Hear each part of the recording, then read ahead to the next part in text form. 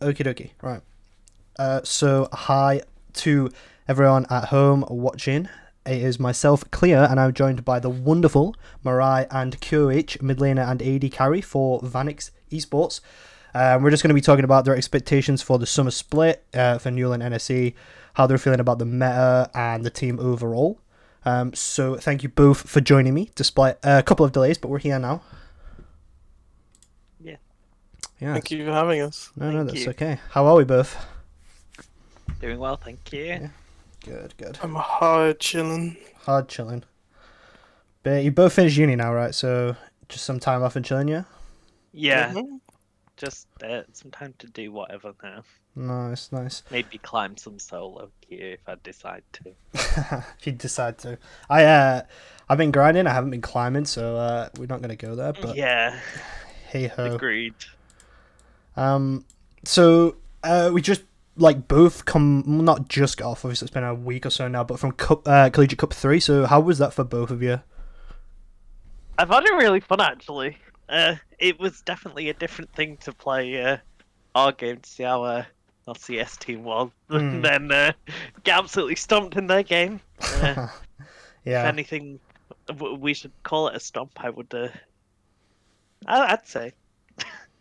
I mean, it was expected to be like that, right? So. Oh yeah. I think Mirai had fun in top lane though on his Kale. Yeah, I'm not picking a scaling champ in a full fun tournament ever again. I learned that lesson. Yeah, I low-key was expecting you all to just pick hard engage assassin type, just steamroll. But hey ho. Well, I had a really fun early game pick planned, and someone told the CS:GO team to ban it. I don't know who that could have been. And I had to heard even me shouting that I was gonna pick Teemo, so I was expecting a with Teemo. the looks. Yeah, I was expecting a Teemo out of Mirai, especially. I know. So for everyone watching, QH especially is a bit of a good looks player. I think it's safe to say, right? A bit of a good looks player. So just a little bit, eh? Yeah, but I know Mirai for you especially, Kale for me as a. I know obviously I'm nowhere near as good at AD carry as you, but it's Kale is an AD carry's dream once you hit 16, but up until that point it's a bit of a snooze fest, right? I mean, she's God mode at 16, but I think she really comes online at 11, because that's when you get wave clear. But yeah, she's a really fun champ to play, but it's she's not fun to play pre-6. Yeah, no. Especially because you're melee and have nothing.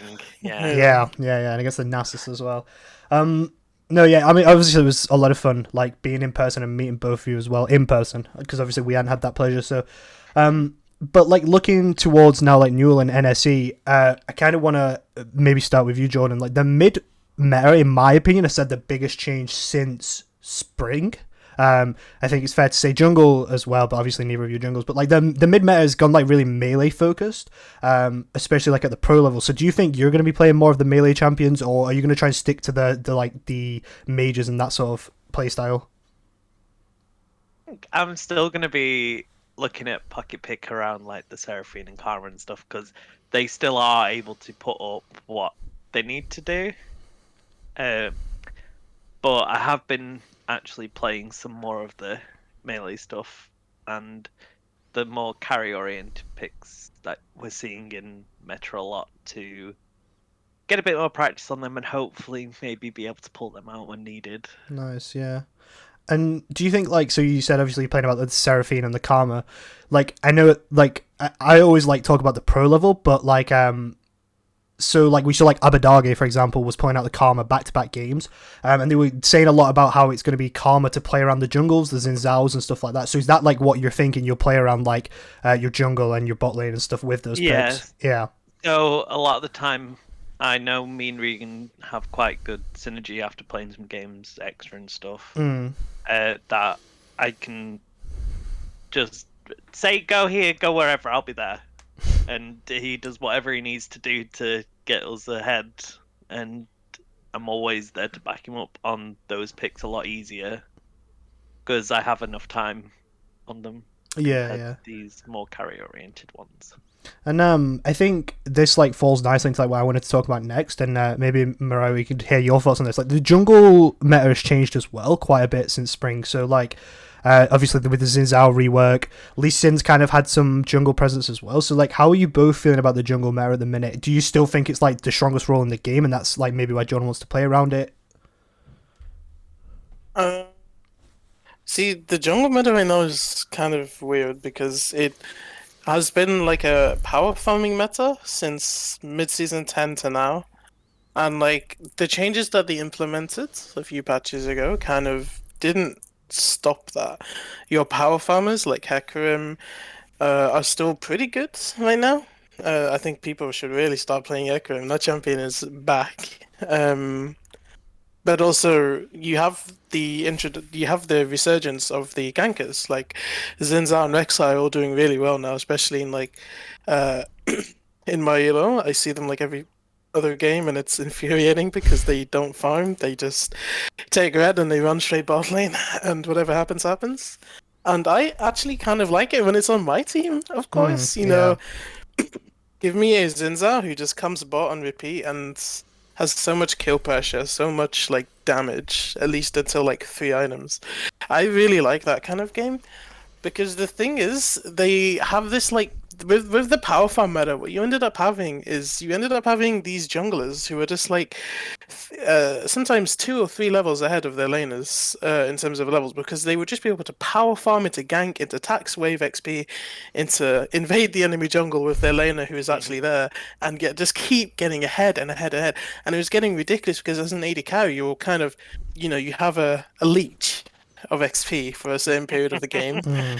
And you're behind everyone else as it is, and then all of a sudden there's a Hecarim who's charging at you, and he's level 14, and you're level 10, and your autos are doing about 70 damage because he has steel shoulder guards, and it's a bit infuriating. So I actually like the idea of trying to make it a more gank-heavy meta, because we haven't had a meta like that since, like, Season 8, Season 9, and... yeah, I just think it's a lot better. I think it's a lot healthy for the game if you can't just sit in your jungle and power farm and be up in levels and golds. So Yeah, that's my 2 definitely agree cents. on Yeah. No, and I think like obviously like last split especially Regan was still playing like a lot of like he played some Rek'Sai and stuff as well, right? So he still has that potential to play those champions, and hearing that like Jordan wants to play, you know, the support type mids as well is very interesting because I think that suits the meta right now. I know like carrying mid has been very popular, the Akalis and stuff, but I still like watching supportive mids. So do you guys think like, and this isn't like any shots at Perry, but Perry likes to play the enchanters and stuff, right? You know, the karmas and stuff. And I like personally he said to me he doesn't really like playing the engaged champions. Do you think that how that like affects your overall drafts? That Perry like wants to stick on the enchanters, or do you think that that's fine at the minute? I think it has both effects really, because we lose out on this like engage tankier support that allows for easier roaming and engage of course in our team fights, and then it forces a lot of our team fights into like top heavy or jungle focused engage pieces, which aren't, because we don't play anything too advanced at the moment on around like split pushing and stuff like that. So it does make it quite hard, but I think we got used to having like a double enchanter type of setup with me and Perry both playing enchanters. So I think we've learnt to play around it, but it can be like a double-edged sword of like sometimes it's good, sometimes it's not, because we're not having the pressure we need engage wise in bot lane and stuff like that for 3v3s and stuff like that around Dragon. Yeah.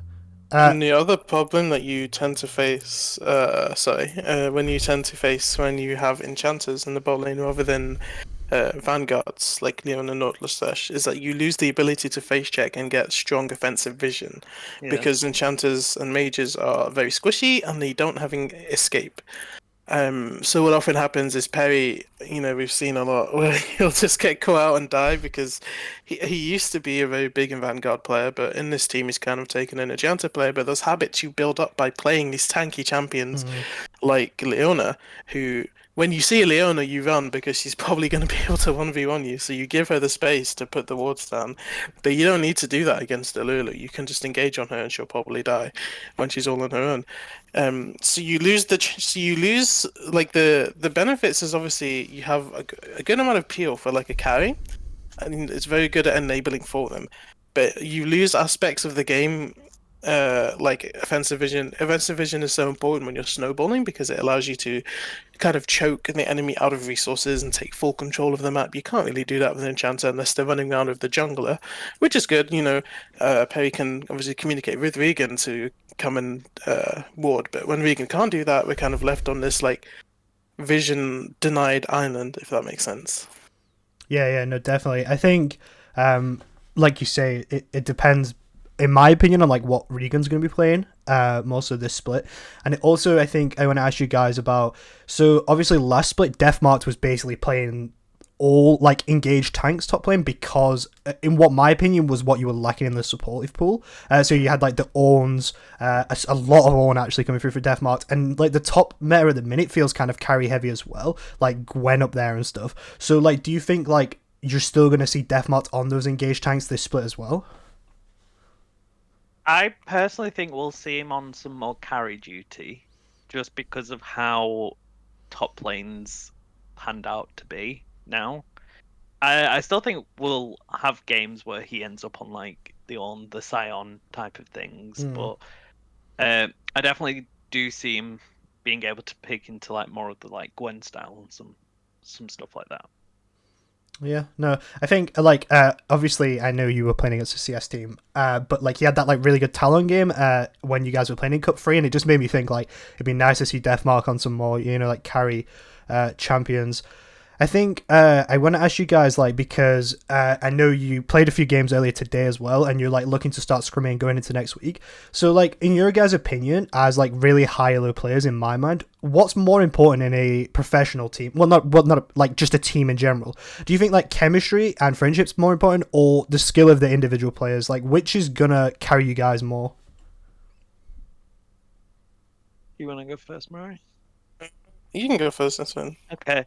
So I personally think that like a chemistry and friendship side can actually play a big deal into it. So yesterday I actually played a scrim with some of my friends against one of the uni teams because they asked if we'd be able to as these friends that we knew, and we don't really play competitively together and stuff like that, but we were able to take a best of 3 series off them. Oh, nice.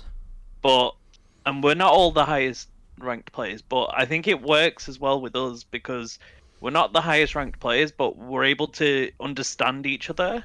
So we're able to win games because we understand each other and able to back each other up on what we're trying to like say to do. Because sometimes being the most mechanically gifted player isn't always the best if you're not able to communicate that through your team when you are playing in a team setting, because the team that can get everything off and know what they're doing and be able to keep a good mental between everyone and stuff like that is always going to prevail, in my opinion. But yeah, I'm kind of in the middle of that discussion. I'll say, I think to an extent it's really important that you guys obviously get on as a team. And it's very important that you have someone who can kind of boost morale, especially when things aren't going well. The last thing you want in your game is for people to start arguing or for comms to just go dead silent and start like becoming really hindsight. It kind of spirals out of control and it kind of starts to build resentment through the team. So that can be really bad. But on the other hand, you do also, I think the most important thing to make any team work is work, for lack of a better term. I think on an individual level, there's definitely things you can do just for yourself that would make you a better teammate. Whether it be play the game more, watch your VODs, try and put something towards the team. So like playing solo queue, asking for scrims, flex, VOD reviews, like all this kind of stuff, I think is really important as well, because a team that's built around just friendship, while it will feel great, won't do that great compared to a team who is putting in like hours and hours of prep and practice and stuff like that. Okay, nice. I think it's like nice to see both sides as well. I guess you guys would say you have like pretty good like friendship and chemistry in the team, right? Yeah. Yeah, I think it helps as well with me, Mirai playing previous splits together, especially in bot lane. We've been through some hard stuff in the bot lane together. Fair enough. Yeah, no, I think it's just interesting because like from the outside we've never really got a look in on you guys. Like as the 5 players, we just see you play every week and we don't really know what's going on, like how the comms are. Have you ever like had the awkward silences and stuff that you were talking about, Mirai? Have you ever had that like in like NUEL and NSE last year or last split? Sorry. Yeah. Yeah, we have. Quite definitely. Okay, damn, nice. I would say that I'm probably the one that tries to keep morale up the most. If it ever goes south. Okay, nice. I would say. I just try to keep everyone like up and going, and that we can always win a game even if we're behind and stuff like that. Yeah, no, nice. That's like, it's nice to hear that at least, like, I'm not saying like none of you do, but like knowing that there is this one person who feels like they're doing that's always good. So I think we've like pretty much asked everything I wanted to. How are you guys? I've still got some like fun short questions, but in terms of like the actual like metas and stuff, that's kind of like it. But how are you guys feeling just generally going into the split on a personal level and as a team as well? I know like you did play a bit of flex earlier, so like how are you guys feeling? Personally, I feel like I'm a lot more flexible now than I was last split, because I only just really like role swap back into mid after playing a couple of seasons of AD. So I only really felt comfortable on a small pool of picks, but a lot of people used to know me for somebody that could play pretty much anything that like you give it to me, I could play it. So it's something that I've been working on again, of being able to broaden that champion pool so I can't be like banned out and stuff like that. So nice. I'm feeling pretty confident with me personally. I feel like I've been playing pretty well in games that I've been playing and stuff, and I'm definitely looking forward to see how we do, because I think we could do pretty well. Nice. Yeah, no, I agree. I'm excited to see you playing like mid with the way the meta is. I want some hard carry Akali games, because of course I want to cast that. Mirai, what about you? How are you feeling? I'm feeling good. I mean, I think with every split, like over time, I feel personally like I improve as a player quite a lot. Obviously, I'm like climbing higher ranks. Like I'm peaking D2 now. When last split I was like D4, so like I'm just climbing through there.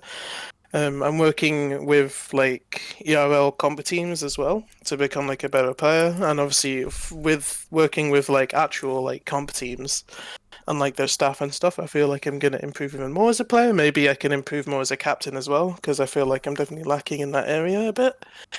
But in general, I'm feeling kind of confident. I think even with the stuff that I've learned recently when it comes to comp games, I am like super ready to try and take control and like continue being like a carry and like a voice for the team, because last split, although on paper the results look fine, right? Like we won our leagues. The leagues were like pretty low. Like I think it was Div 2 for NSE and NUEL. So it was the wins were basically just for pride. They weren't for anything else. And I want to be able to play against those higher tiers of players, the top tiers, with Lincoln and DMU and Warwick and stuff like that. I want to face those people. Nice. So that's what I'm looking to get from this split, really. Good. I'm glad you're like both saying your sights high, because like, I think you did really well last split. There was a couple of games, obviously you kind of got steamrolled, but like generally you did really well. So I'm very excited to see, and hopefully you are in like those higher divisions, like you're saying, getting to play the better competition.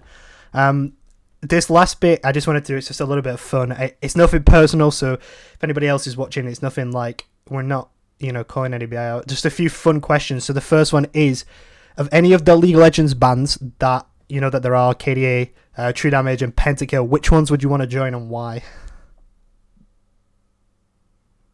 feel like you thought about this one before Jordan. Take it away. Oh, what's that meant to mean? It'd have to be KDA, of course. Fabulous. Because my girl Seraphine is now joining them for True. some things, but Kaiser and Ari are just two of my loves of League, so I would definitely have to join KDA. Lovely. Mirai, what about you? I'm a bit of a metalhead, so I'm gonna have to go with Pentakill here. Ooh, nice. I wasn't expecting that, but I would have picked either of those two. I think True Damage, like, they only did one song right, so no one really cares about them. Yikes. Yeah. I think of True Damage is that Akali was basically the star of the show, and then she went to KDA, and she was the star of the show there as well. Yeah. She's a bit of a drama queen, you know, a bit of an attention hog. Damn. Which is ironic because one of my next questions, which we'll jump to now, is on the LoL Vanix team, who's the biggest drama queen? Oh, it's me. Oh, really? Yeah, Yeah. easily. Okay, fair enough. I can't disagree. Okay, nice. I wasn't expecting to be so brutally honest, but yeah, okay, fair enough. Who would you say is the biggest voice on the team? I know, like Jordan, you just said like you're really good at like keeping things, you know, positive and on track. But like, who generally is making the calls, you know, and all that sort of stuff? Is it you, Mirai, as the captain? Yeah, I mean it's mostly me. Sometimes Regan will chip in, but it's normally me. Who has to link me with calls and stuff. I agree with that. Who would you say is the quietest? Maybe Deathlock potentially. Yeah. Yeah. I mean, part of it is his fault. Part of it is the fact that he doesn't realize his mic is muted, and so he just isn't heard.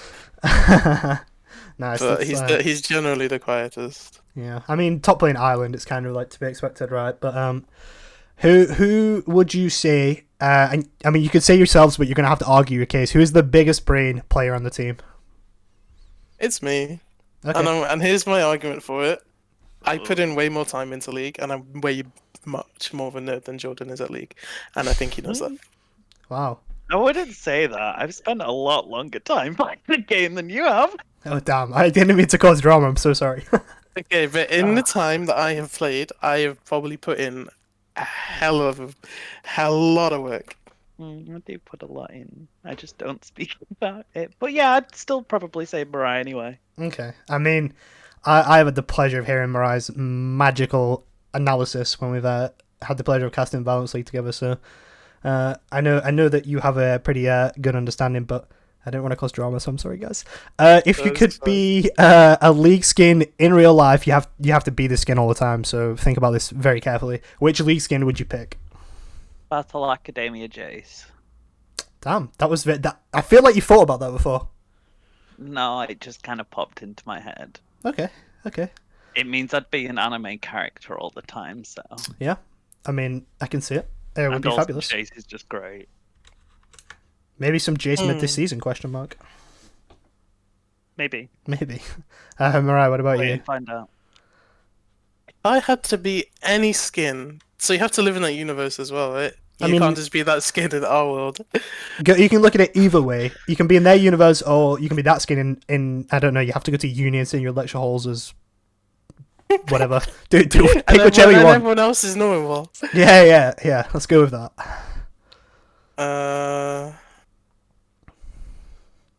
I'll be Pengu Tristana.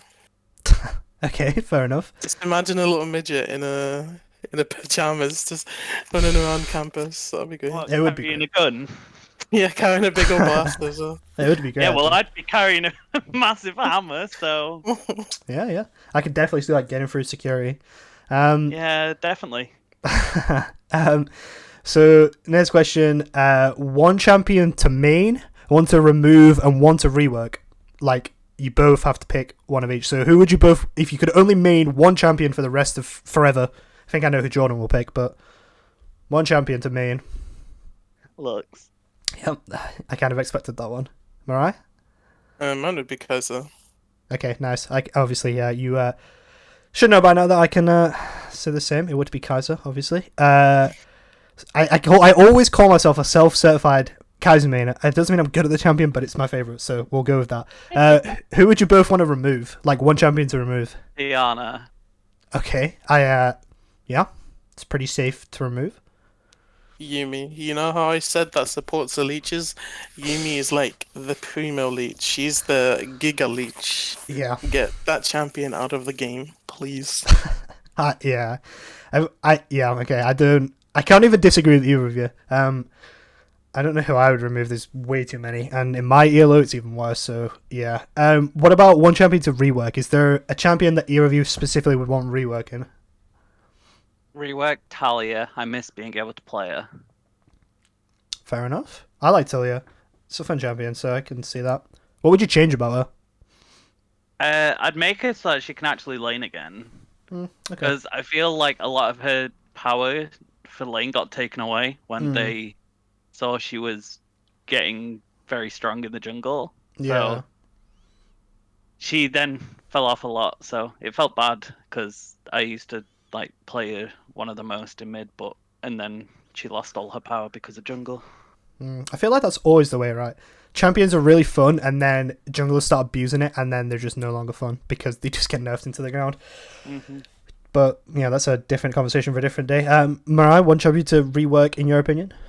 I've been waiting for this. Okay, I have a pitch for a Vayne rework, and this is because I used to live with a Vayne OTP who like got me into League anyway, but then I ended up loving Vayne as well, and we can both agree that she is like the best champion in the world, and she deserves to be picked every game. Okay, so here we go. The passive sucks. It's just move speed. Get rid of it. Move her W to her passive. Obviously, you gotta tweak the numbers a bit to make sure it's balanced, like Kai'Sa passive maybe. Yeah. But keep her W. It's like a good core of identity of a champion. Q is the same. Keep it. I like it. New W. Something with wave clear. This champ can't clear waves. This champ cannot contest waves, and it sucks. The reason she's not picked right now is because she sucks at clearing waves, and it's sad. Give her something that can wave clear. E's the same. Love it. Great. Ult, keep it the same. More AD. Give her some attack range. Give her some move speed. I think she has so much potential to be like the best ADC in the game, like design-wise, and she's just not there because she's either super oppressive or completely useless in the meta. And right now she's like kind of good in the situation where they pick a low-range champ. Like if they pick Sivir ADC and Leona, you're probably chilling and you can pick Vayne.